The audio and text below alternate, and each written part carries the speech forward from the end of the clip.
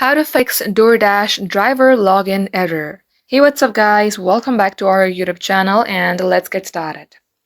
First thing first, if it only has been like 5 minutes since you're having this error, then I recommend you wait for a couple hours and try again. Now, if it's been days that you are trying to log into your account and if it's still showing error, then here is what you should do. Head over to your Play Store first, and then here type in DoorDash driver. This is the DoorDash driver app, so make sure you see open instead of update. In case you see update, tap onto it and update your app.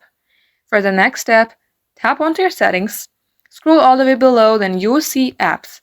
Tap onto it and again here search for DoorDash.